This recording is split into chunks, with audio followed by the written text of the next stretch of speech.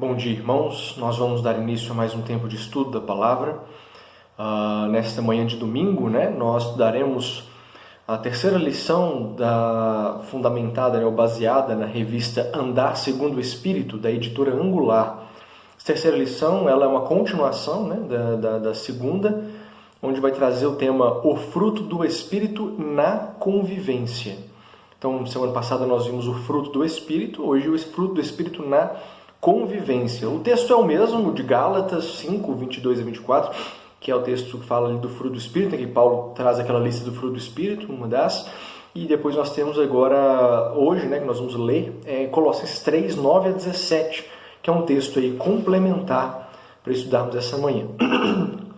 Vamos fazer a leitura então da palavra de Deus, Colossenses 3, versículo 9 a 17, se puder acompanhar em suas Bíblias, a palavra de Deus que diz assim: Não mintais uns aos outros, uma vez que vos despistes do velho homem com os seus feitos, e vos revestistes do novo homem que se refaz para o pleno conhecimento segundo a imagem daquele que o criou, no qual não pode haver nem grego, nem judeu, circuncisão, nem incircuncisão, bárbaro, cita, escravo, livre, porém Cristo é tudo em todos. Só uma observação, cita seria um dos bárbaros mais selvagens que existiam. Hoje é o pessoal que corresponderia ali aos russos, na época, o pessoal que morava naquela região ali, que eram os bárbaros citas. Seguindo, revesti-vos, pois, como eleitos de Deus, santos e amados, de ternos afetos de misericórdia, de bondade, de humildade, de mansidão, de longanimidade. Suportai-vos uns aos outros, perdoai-vos mutuamente, caso alguém tenha motivo de queixa contra outrem. Assim como o Senhor vos perdoou, assim também perdoai vós. Acima de tudo isto, porém, esteja o amor, que é o vínculo da perfeição. Seja a paz de Cristo árbitro em vosso coração, a qual também fostes chamados em um só corpo, e sede agradecidos. Habite ricamente em vós a palavra de Cristo, instruí-vos e aconselhai-vos mutuamente em toda a sabedoria, louvando a Deus com salmos e hinos e cânticos espirituais, com gratidão em vosso coração. Tudo o que fizerdes, seja em palavra, seja em ação, fazei-o em nome do Senhor Jesus, dando por ele graças a Deus Pai. Vamos fazer uma oração. Pai, em Tua presença nós nos colocamos nesse momento para estudar a Tua palavra, para aprender mais de Ti. Abençoa-nos, ó Pai, nesse dia do Senhor, ó Pai, onde celebramos, cultuamos e glorificamos o Teu santo nome. Possamos também ser edificados pela Tua palavra, que é viva e que é eficaz. Clamamos ao Senhor, ó Pai, fala o nosso coração, precisamos de Ti. A oração que fazemos em nome de Jesus. Amém. Bom, então o fruto do Espírito na convivência. Como nós já vimos na lição anterior, os Gálatas eram um povo que era recém-convertido, e que, na força do Espírito Santo, passaram a viver uma nova vida com Deus. O apóstolo Paulo, instruindo acerca de muitas coisas, eles revela a necessidade de continuarem andando em novidade de vida, segundo o mover do Espírito, que trabalhava ali o fruto e os conduzia, então, para a honra e glória do nome de Deus.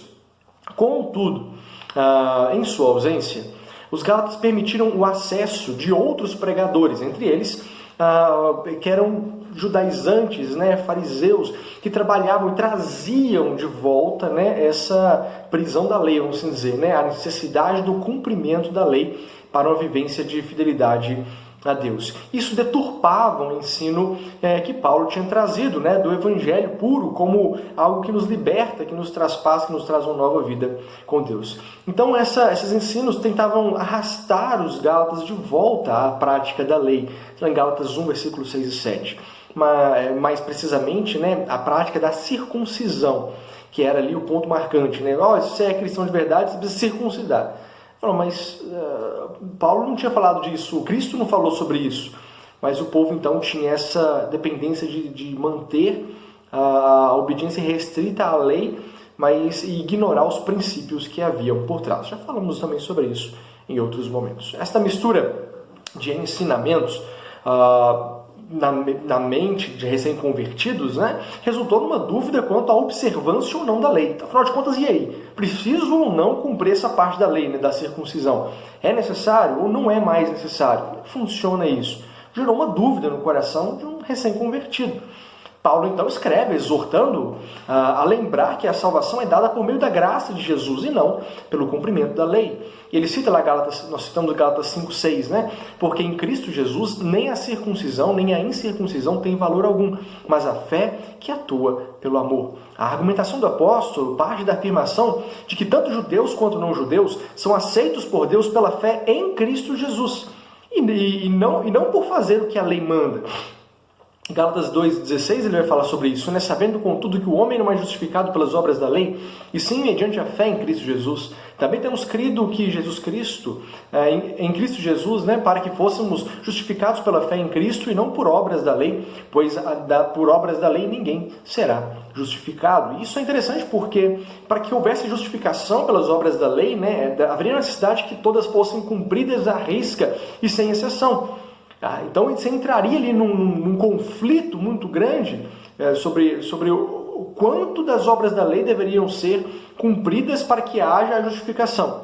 Porque nós não conseguimos ser plenamente fiéis, né, ou 100% fiéis a Deus em todos os momentos, todos os dias da nossa vida. Infelizmente, por causa da iniquidade, do pecado, nós vivemos uma luta constante e eventualmente nós cometemos deslizes, né, cometemos erros.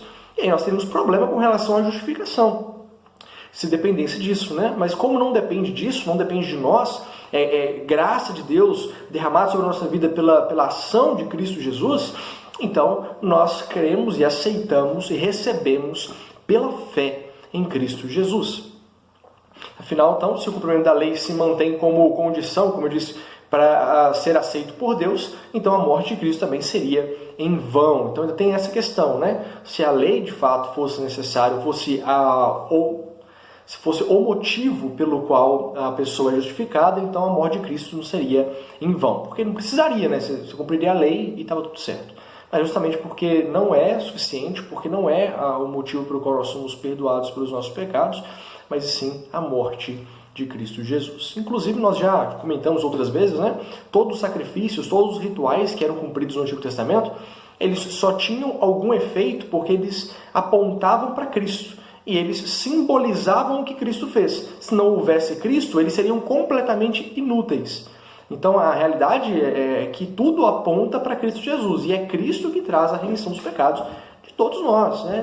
Dos vivos, daqueles que já faleceram, a remissão está em Cristo Jesus.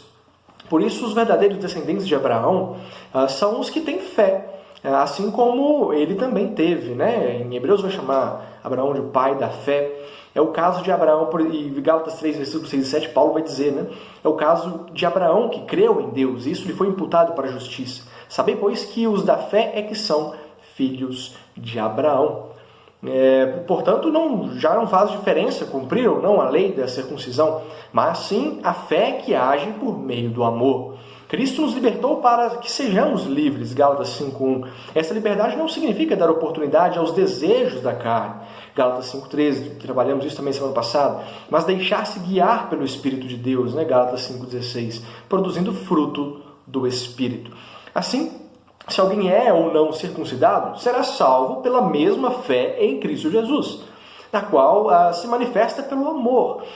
Gálatas 5:6, Paulo vai dizer, porque em Cristo Jesus nem a circuncisão nem a incircuncisão tem valor algum, mas a fé que atua pelo amor. Portanto, o que é importante na salvação, mediante a fé, por meio da graça, é que a pessoa se deixe guiar pelo Espírito de Deus, pois é Deus quem faz toda a obra. Então, quando nós pensamos em nova vida com Deus, em comunhão, nós entendemos uma completa submissão à ação de Deus sobre nós. Primeiro, graciosamente nos concedendo perdão. Cremos em Cristo Jesus, na sua remissão, na remissão dos pecados, pelo derramar do seu sangue na cruz do Calvário. É imputado a nós, portanto, mediante essa fé, a misericórdia, a graça, do perdão dos nossos pecados. E depois o Espírito Santo de Deus é colocado em nós, né, simultaneamente, né, como o penhor da nossa salvação. E passamos então, a partir do momento que nos tornamos cristãos, a caminhar e viver com o Espírito Santo de Deus habitando em nós, trabalhando em nossa vida, nos dando instrução sobre o que nós precisamos entender e aprender da palavra de Deus, e nos auxiliando e produzindo em nós, então, os frutos dessa realidade. É claro que o Espírito não produz na gente isso aí, e isso acontece independente da nossa vontade. Não, porque o processo da santificação, que é onde o fruto vai aparecer, ele é um processo de uma via de mão dupla, né? O Espírito trabalha em nós, ele prepara tudo necessário para que o fruto exista, mas se nós não entendermos a mensagem de Deus na nossa vida, não mudarmos o que precisa ser mudado e colocarmos em prática o que precisa ser colocado em prática, esse fruto não aparece. Ele simplesmente não surge na nossa vida. Então, a questão de santificação, do fruto do Espírito, não é só a presença do Espírito em nós, mas é a presença do Espírito em nós, que é a condição sine qua non, né, sem a qual não é possível que aconteça isso. E segundo momento, nós temos aí a nossa vontade, né, de viver segundo a palavra de Deus, de cumprir os preceitos de Deus e de fato ser um cristão que vive nos caminhos do Senhor. Então, quando soma-se esses dois fatores, né, surge em nós, né, brota em nossa vida o fruto do Espírito. Ele então vai sendo produzindo seus efeitos, né? Porque como fruto do Espírito ele cumpre um papel muito importante na nossa vida, no nosso relacionamento com Deus. Entendendo isso, então, nós temos que observar a nossa vida com Deus através da perspectiva de sermos guiados pelo Espírito Santo na nossa vida. Então, tudo o que nós pensamos, decidimos e as decisões que nós tomamos deve ser fundamentada ou alicerçada na palavra de Deus, né? Tem um livro, né, que virou filme também, uma série de coisas que falam em seus passos que faria Jesus, né? É uma ideia da gente pensar um pouco sobre isso, porque de fato é isso, a vida cristã deve ser baseada naquilo, no dirigir, no mover do Espírito Santo de Deus em nós. Então, tudo que nós fazemos, né, nós temos que pensar, será que convém?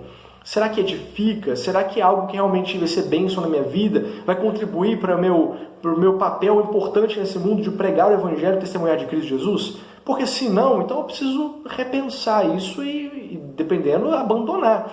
Porque se não convém, se não contribui para a pregação, para a vivência, para o testemunho do Evangelho, não faz sentido eu perder meu tempo com isso. Porque essa bobagem vai ficar, seja lá o que for, né, vai ficar aqui no mundo e vai ser destruído, vai passar pelo juízo e vai se acabar. O que importa é aquilo que nós construímos no reino dos céus, aquilo que nós fazemos dentro da vontade soberana de Deus. Dito isso, passamos então a olhar o ser guiado pelo Espírito Santo. Então, ser guiado pelo Espírito Santo é permitir que ele produza, né, o fruto em nós e trazer esse fruto à tona. O fruto do Espírito é o produto resultante do mover de Deus em nós. Os 3 primeiros benefícios desse fruto, né, os 3 gomos ou vertentes, nós já vimos semana passada, seriam o amor, a alegria e a paz. Esses formam um conjunto de qualidades espirituais fundamentais na vida de qualquer pessoa. Eles estão na base da nossa relação com Deus, conosco e com as demais pessoas. Então repara que esses 3 primeiros, eles são na base de todo o relacionamento com Deus, conosco mesmo e com as demais pessoas, com o nosso próximo. O apóstolo Paulo apresenta, por exemplo, no 1 Coríntios 13, o amor como o maior de todos os dons, né? Inclusive, quando você pensa na suma da lei, né, que Jesus diz, amar a Deus sobre todas as coisas e ao próximo como nós mesmos, nós temos aí que o amor, de fato, é algo que move todo o nosso relacionamento com Deus, seja diretamente com Ele, seja através dele para com o próximo, né? Então, tudo que envolve nossa vida com Deus, ela tem aí, em algum momento, o envolvimento do amor, esse amor cristão a Deus e ao próximo como a nós mesmos. Sem essas 3 virtudes, né, o amor, a paz e a alegria, a desesperança, o desespero se instalam diante de circunstâncias adversas, que sabemos, vez ou outra, nos atingem, né? Isso ainda é um pouco daquilo que nós vimos semana passada. O amor e a alegria e a paz gerados pelo Espírito de Deus como fruto são sentimentos / virtudes que permanecem mesmo em meio a situações de tribulação. As demais virtudes desse fruto também são fundamentais em nossa vida e se manifestam na vivência com as outras pessoas. Então, longanimidade, benignidade, bondade, fidelidade, né, que seria lealdade, mansidão e domínio próprio. Então, olhando agora mais para as outras características do fruto, né, cada uma delas especificamente, a gente tem, primeiro, a longanimidade. Longanimidade é a grandeza de ânimo, é a capacidade de resistir com coragem às adversidades e com paciência extrema contra a ofensa ou injúria recebida por parte de outras pessoas. A pessoa longânime não revida, não se rebela, não se ira pecaminosamente. consegue aquietar o coração quando o desejo é estourar ou reclamar, né?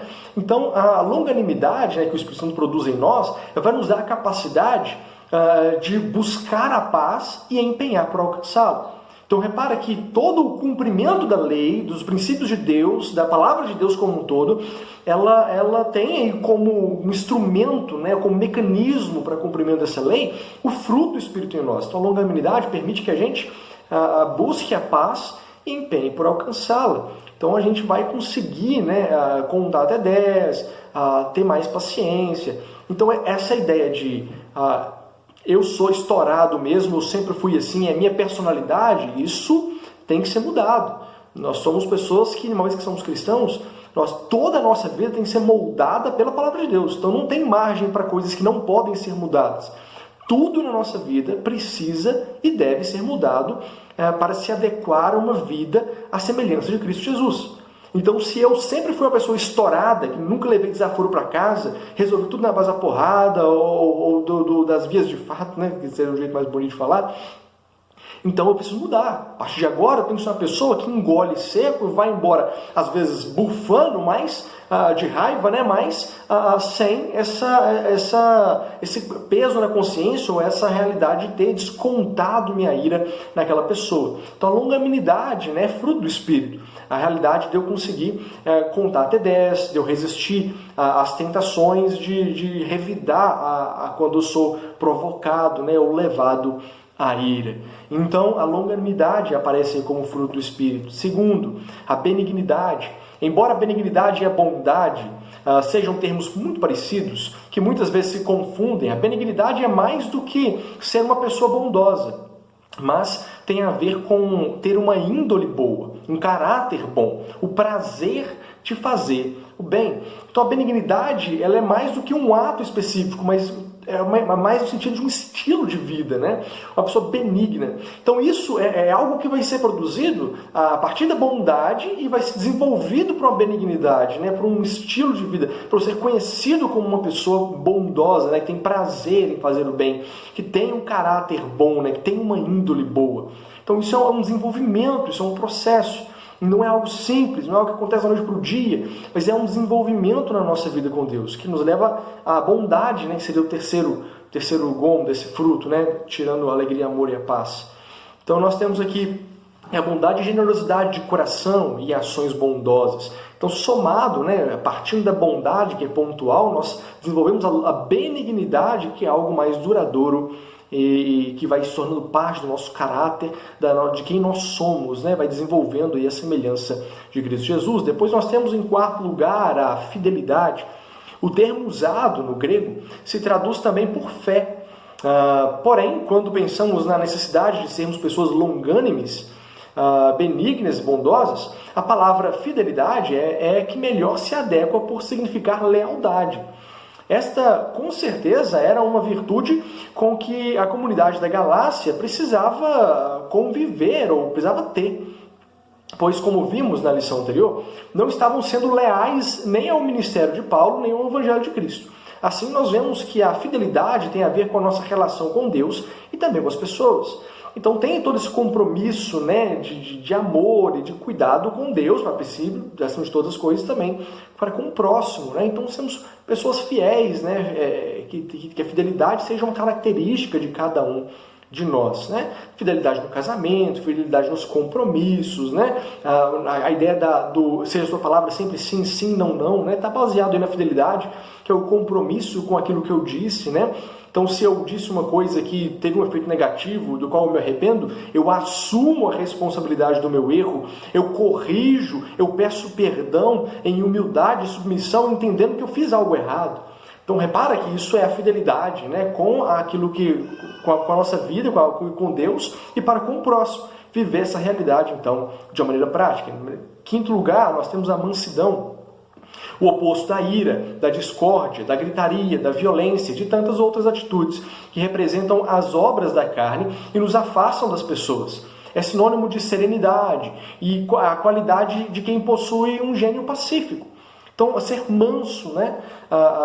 Então, ser uma pessoa, né, que evita a todo custo o conflito, evita a guerra, evita a contenda. Então é muito semelhante, né, ao que nós vimos da longanimidade, mas a mansidão, ela vai trabalhar muito a questão de eu não sou o motivo pelo qual começam as coisas. A longanimidade começaram, mas eu não dou continuidade.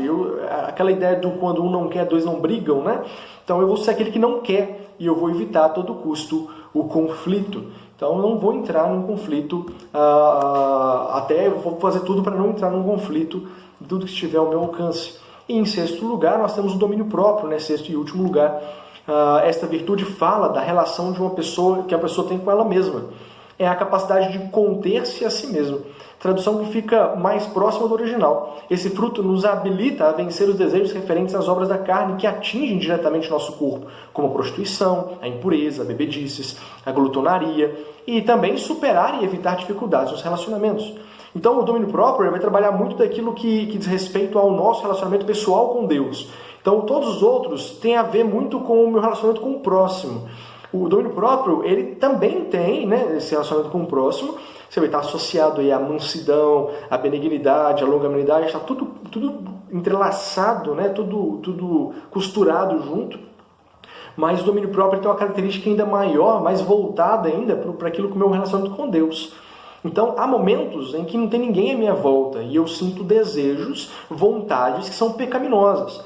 É nesse momento que entra o domínio próprio, que é fruto do Espírito. Então, como que eu vou conseguir dominar os desejos malignos que sondam a minha mente e meu coração para fazer aquilo que desagrada o Senhor? Estando cheio do Espírito Santo de Deus. Então, é muito difícil, né, a gente ver uma pessoa lutando contra um pecado, mas longe de Deus. Então a pessoa, estou lutando, eu preciso abandonar esse pecado, eu preciso largar esse pecado, mas a pessoa não lê a Bíblia, a pessoa não tem uma vida regular de oração, a pessoa não frequenta a igreja, né? não está junto com os membros da igreja, cultuando, louvando a Deus, buscando ali força no trabalho do Senhor, não trabalha na obra do Senhor em nada, em momento nenhum. Então a pessoa que está longe de Deus e permanece longe de Deus, ele quer como vencer o pecado na vida? Então, a coisa não é tão simples assim, né? O pecado é algo que é natural em nós e o Espírito Santo ele vem trazer uma realidade diferente, porque quando nós somos cristãos, nós nascemos de novo. Então, nós temos um novo nascimento, né? Uma nova vida lutando contra o velho homem dentro de nós. Então, essa é uma realidade que nós vivenciamos na nossa vida e precisamos, portanto, do domínio próprio. Fruto, ação do Espírito em nós. O fruto do Espírito e os relacionamentos interpessoais. Então, pensando agora mais voltado para os relacionamentos interpessoais, né, que é a maior ênfase, né, de tudo isso, nós pensamos que o fruto do Espírito, nos habilita justamente a resistirmos às obras carnais, muitas das quais se manifestam em nossos relacionamentos interpessoais. Então, inimizades, porfias, né, que seriam rixas, ciúmes, iras, discórdias, dissensões, facções, inveja, tudo isso que são obras da carne, a maioria delas, ela diz respeito a problemas no nosso relacionamento interpessoal. Pensa nisso. Quanto mais o diabo consegue atrapalhar o nosso relacionamento com as pessoas, mais ele vai atrapalhar a expansão, a propagação do reino de Deus. Mais ele vai tentar, né, retardar a volta de Cristo Jesus. Então é ótimo para o diabo ele conseguir fazer a gente uma pessoa desagradável e malquista na sociedade. Então quanto mais ele conseguir criar em nós uma imagem ruim, uma inimizade para com o próximo, mais ele consegue, né, fazer aquilo que ele deseja, né, que é atrapalhar o reino de Deus. Então a maioria da obra da carne, ela diz respeito a isso. E nessa prática, né, de atrapalhar o relacionamento com o próximo, nós também temos dificuldade de relacionamento com Deus. Né? Tudo isso está entrelaçado, né, ou associado. A palavra de Deus constantemente nos exorta a cuidar da nossa relação com o nosso semelhante e nos dedicar por construir relacionamentos saudáveis e a perceber quando algumas práticas presentes nessa relação são destrutivas. Andar no Espírito surte efeitos práticos no relacionamento com o próximo. Por exemplo, é o amor presente em nossa vida que testifica a presença de Deus em nós. Santo Agostinho, né, ele diz, certa vez, os que vivem sem amor são pesados para si mesmos, enquanto os que amam carregam-se mutuamente. Então repara, a ideia que ele traz nessa fala dele é a ideia do amor, né, como um dom supremo, e como que a prática desse amor, em todo o fruto do Espírito e lutando contra a obra da carne, ele traz um bom relacionamento para com Deus, conosco mesmo e para com o próximo, de modo que os nossos fardos, os pecados, as lutas que nós temos, se tornam mais leve, porque nós temos com quem compartilhar as nossas lutas e quem orar conosco e por nós. Então nós temos onde nos amparar para conseguir ser cada vez um cristão melhor. Mas quando nós nos afastamos de tudo e de todos, os nossos pecados ficam ainda mais pesados, porque não tem quem ore por nós, não tem quem nos ajude na nossa caminhada, não tem aonde nós buscarmos socorro dentro dessa situação complicada. Porque estamos longe de Deus, nós estamos longe do nosso próximo e nos falta comunhão com a igreja de Cristo Jesus. O amor não pode ser espiritualizado. É preciso que o amor dê provas da sua autenticidade pelo serviço prestado aos necessitados dentro da comunidade e dentro da nossa família. Precisamos mostrar na prática como podemos, de maneira crescente, ajudar a cooperar uns com os outros, colocando em prática, então, a realidade do amor, colocando o amor, né, como uma realidade prática na nossa vida. Então não basta ter esse amor empírico, né, esse amor que é muito bonito nas poesias, é muito bonito na minha cabeça, mas na prática ele não existe. Então o amor que a palavra de Deus traz para nós, que vai ser a essência de toda a lei, que vai conduzir até toda a manifestação do Espírito em nós, esse amor ele tem que ser prático. E o que nos leva a cumprir cada aspecto gomo do fruto do Espírito da nossa vida. Porque se eu não faço isso, se eu não tenho essa vivência, né, esse amor ele não está tendo o efeito necessário na minha vida. Então o amor ao próximo ele precisa ser prático. Então não basta eu falar eu amo o meu próximo.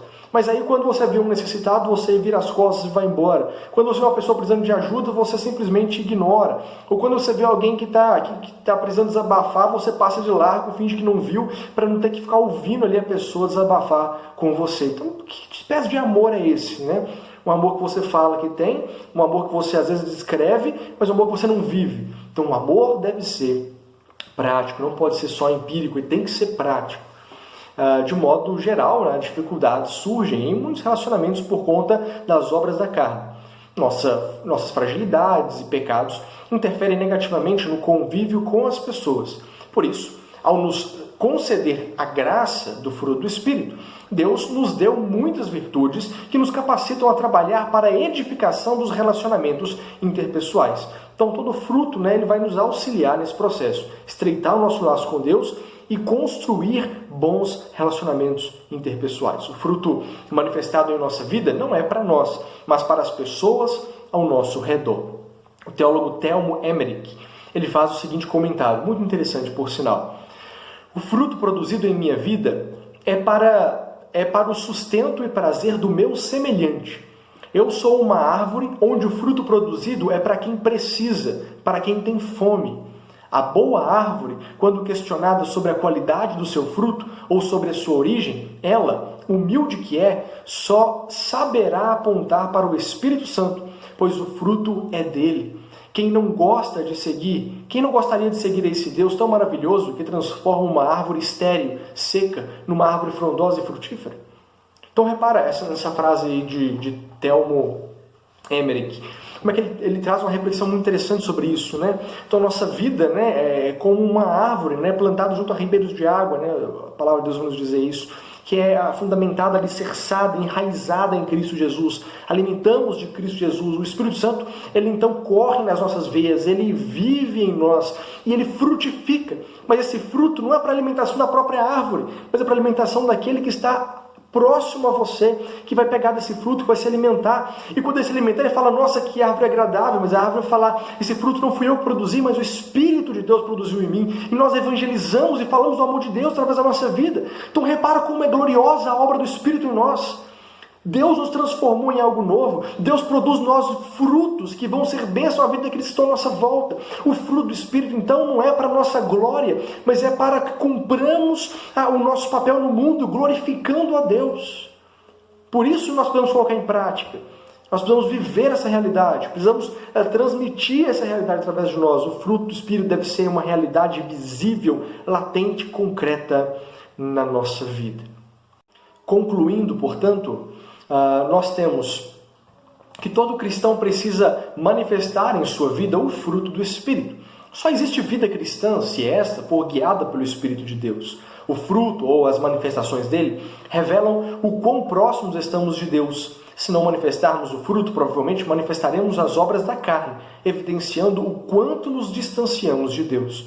Em outras palavras, quanto mais cheios do Espírito estivermos, menos espaço daremos para a permanência de obras da carne em nós.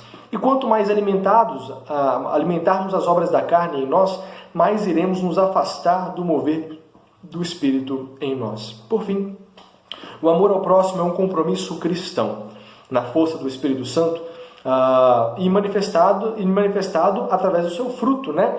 Que habita e que existe através de nós, né? O que concretiza, o que trabalha na nossa vida, molda o nosso caráter e transparece de maneira prática para aqueles que estão à nossa volta. Assim, na força do Espírito Santo e manifestando o seu fruto, seremos capazes de amar o próximo, conviver com todas as pessoas e testemunhar da presença de Cristo Jesus em nós.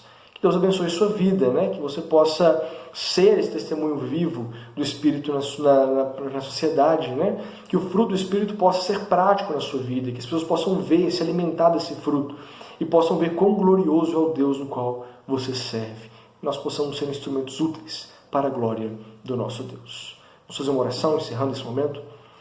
Pai, em Tua presença somos gratos pelo Teu amor, pela Tua paz, pela ação do Senhor em nossas vidas. Te pedimos, ó Pai, trabalhe em nosso coração para que o fruto do Espírito seja uma realidade viva e latente em nossas vidas. Seja conosco, Pai, para que possamos ter a coragem, a disposição e a perseverança para que o Teu Santo Espírito possa produzir em nós aquilo que realmente importa na nossa vida, que é o fruto que gera, ó Pai, um relacionamento melhor com o Senhor, conosco mesmo, ó Pai, e com o nosso próximo, para que possamos cumprir aquilo para o qual o Senhor nos chamou e para o qual o Senhor nos mantém vivos, que é a pregação, proclamação e testemunho do Teu reino, que já está presente entre nós. Clamamos ao Senhor, ó Pai, dá-nos um dia abençoado pelo Senhor. Obrigado por esse tempo de estudo da palavra. É a oração que fazemos em nome de Jesus. Amém. Deus abençoe sua vida, um bom dia, até logo mais com a graça de Cristo Jesus.